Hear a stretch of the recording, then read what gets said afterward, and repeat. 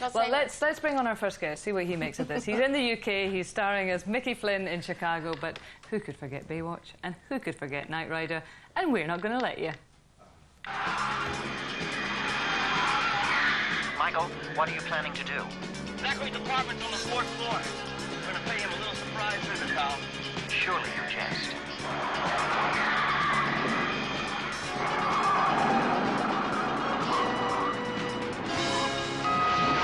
Here we go, pal. I hope it's the right apartment, Michael. Good grief.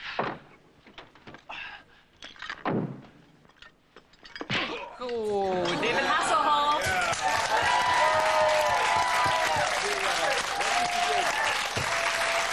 I figured out this gun video stuff watching you guys. Instead of playing the gun videos, you should watch Knight Rider videos. I agree. And then everybody would go out and try to have their car drive itself. That was a good old-fashioned bit of violence there, wasn't it? Punching That somebody wasn't in the violence. face. See, the difference between that and the gun, that's not violence, that's action. Yeah, it really is. It's action. We never took a life on Knight Rider. That was part of my contract. No one ever died on that show. It was about heroes. It was about saving lives, not taking lives. And you didn't really hit them either, did you?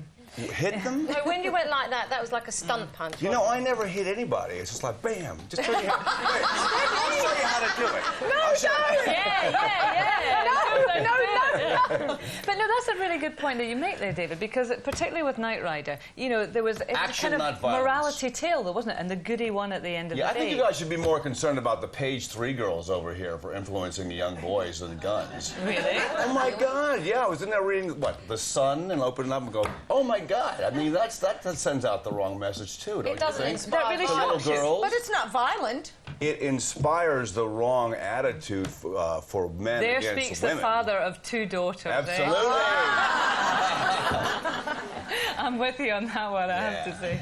But really, on the video clip, you've got 2 girls, so... I have 2 girls, They Kate Aran and probably- Haley. Hi, and Pamela at home. What age are you girls? 11 going on 12 and 14, and they're just down the Thames watching right now. Very good. But presumably they aren't into these violent video games, because it does seem to be a bit of a feature, isn't it? That You boys know, go I for was them just and girls don't. listening, watching you, because last night my girls dragged me downstairs to watch Freddy versus Jason, which is like... What's that? It's the grossest, most horrible horror movie, blood and guts. I mean, the whole thing is just like one bleeding heart.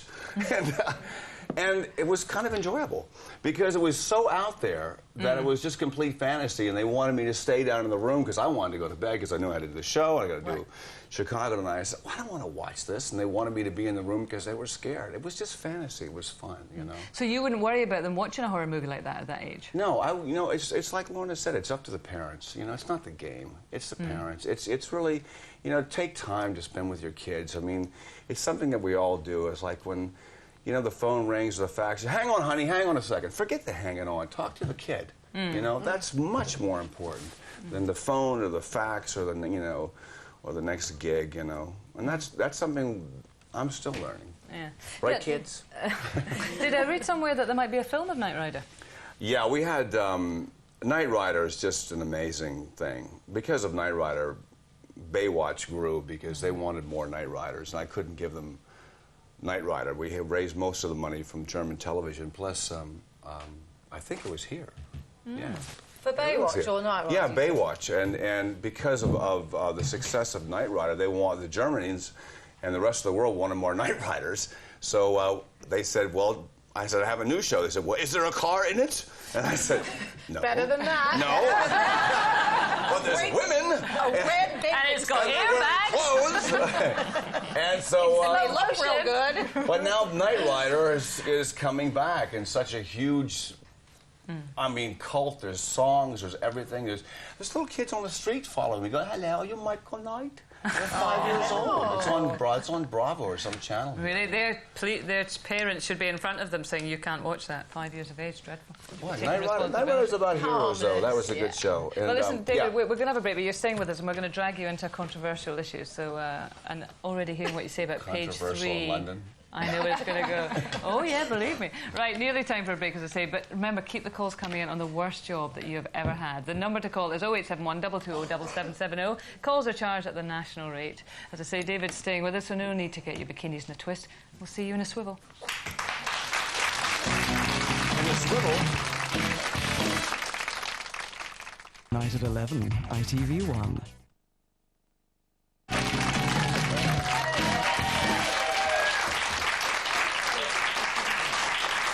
Welcome back to Loose Women. David Hasselhoff is with us, and of course Lita Minnelli's daughter, Wilma Thrust. That's her real name, Wilma Thrust. It's a very nice name. Oh boy, I'm one so glad I told on. that story earlier. Now listen, David, we need a male opinion on this. Let me just fill you in the background here. There is an advert that has become very popular over here for a certain beauty product, actually called Dove, and it's using women who are more of a regular size. That was the way it was built. As you can see, a wee picture there of them there. So not the normal supermodel thing. Now, the sales of this product have gone through the roof, 700%. Do you find that as aesthetically pleasing as the supermodel, thinny, skinny, Pammy Anderson look? No, it's about marketing. I think it's working. I mean, I had somebody, I haven't even told my wife this, throw underwear at me 2 nights ago, and they were really big.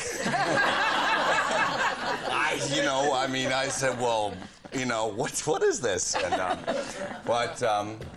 considering something like 70% of Americans are overweight, there's a huge market for it. So I think it's fine. I think it's great. But as a bloke, do you find it as attractive? As a bloke? Yeah. A guy. You are one. I find. You know what? No is the answer. No. I don't find it as attractive, but I find it as equally as attractive, unattractive as having these really rail thin, skinny models out there with cigarettes out of their mouths.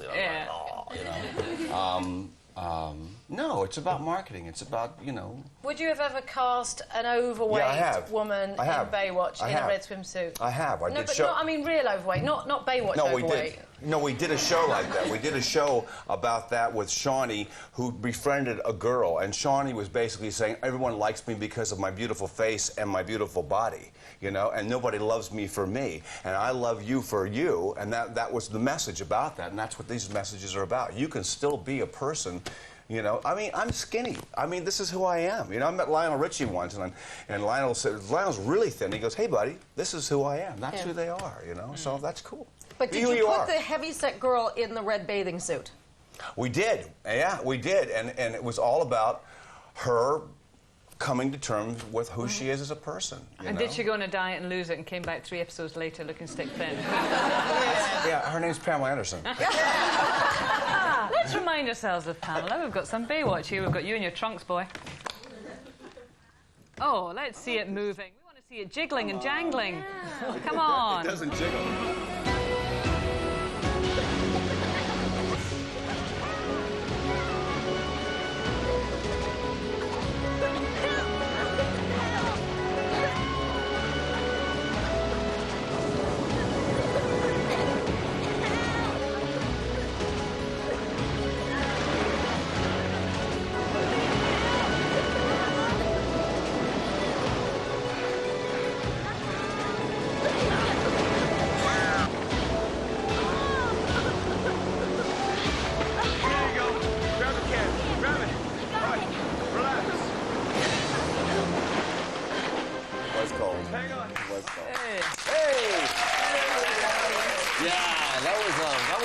The original pilot. It was a lot of fun. It was really, really a lot of fun. We never expected to go more than 3 or 4 years. We went 11 years. I know. And the most popular TV show in the world is. What happened was all the television was changing around the world from government controlled to syndicated and to private channels. So we just got in on the cusp of that, and we're like 200 million homes in China, and so the Guinness Book of World Records picked up on it, and it's kind of strange, but it is the most watched show. So what, I feel a bit like Mrs. Merton asking this, but what do you think the appeal is? Why was it so successful, do you think? It had it had something in it for everybody. It had beautiful bodies for the young boys and the old guys. It had Mitch and his son, which was a single-parent relationship that the people really liked. We used to do focus reports and find out why they watched the show. People loved to see California, and my God, you have like only one day of sun here since I've been here. I know. So you turn on the TV, you say, "Whoa, Baywatch!" You know, it's great. Hey, my son went to Malibu High School, and my son would call me up and say, "Baywatch is shooting. I'm going to go down and see if I can be an extra, and just see if I can get next to the girls and whatever." And so I think he was one of one of those boys. He was one of the boys in the background. My son was. But David, what was not immediately apparent from that clip is, can you swim? Yeah, you know what? As a matter of fact, when we did the show, we used to have to audition people because of one of the lead girls in the very beginning. We had to recast her, couldn't swim, so we made sure everybody went through a swim test, and she would go in the water and she just froze, you know. And that's because the water's really cold. The water is cold. I used to think to myself, you guys are brave, because I wouldn't get in that water. Ooh, no. I own part of the show, so I used to think of my back end deal. Yeah. Every time I jump in the water, I go, "You got a piece of the show, you got a piece of the show." But don't you own the whole show now? No, God, no. I own a piece of it, though. Oh, so you're not that rich. It's me thinking you were absolutely loaded.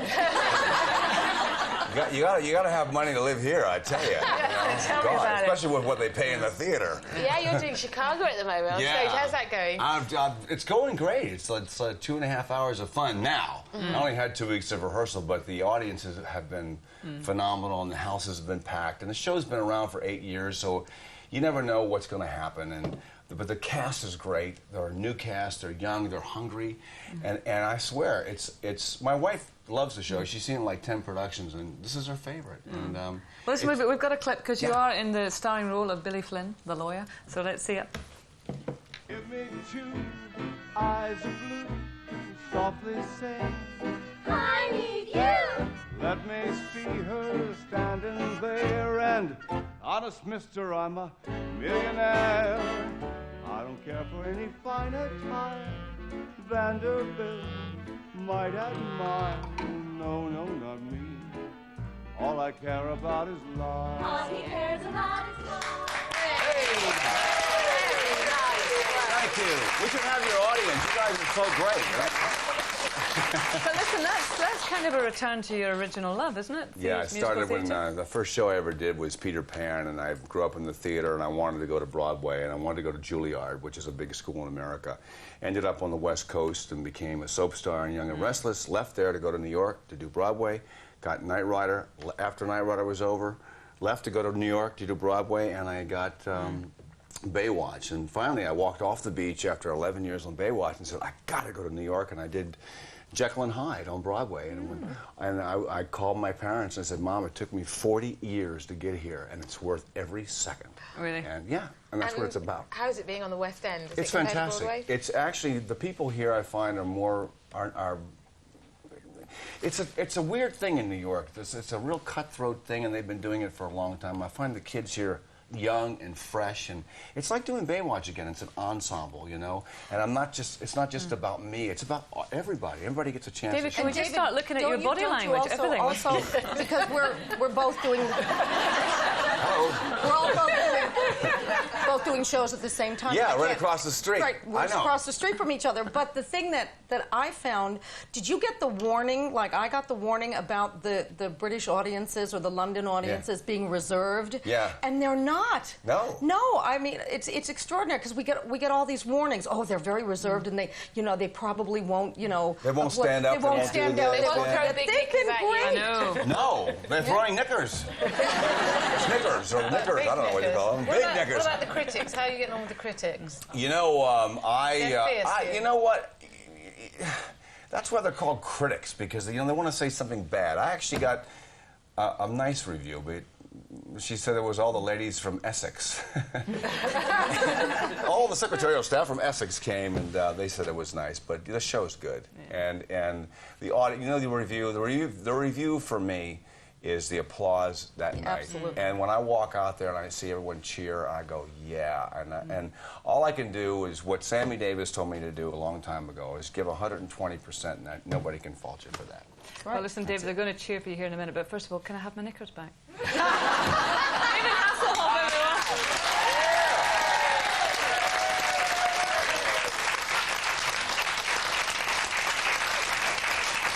back of the CD. David Hasselhoff sings America. right. There you go. Next, the evil woman who will stop at nothing is on day release. She takes no prisoners as Natalie Buxton and Bad Girls actress Danielle Brent joins us next. We see you in a tick.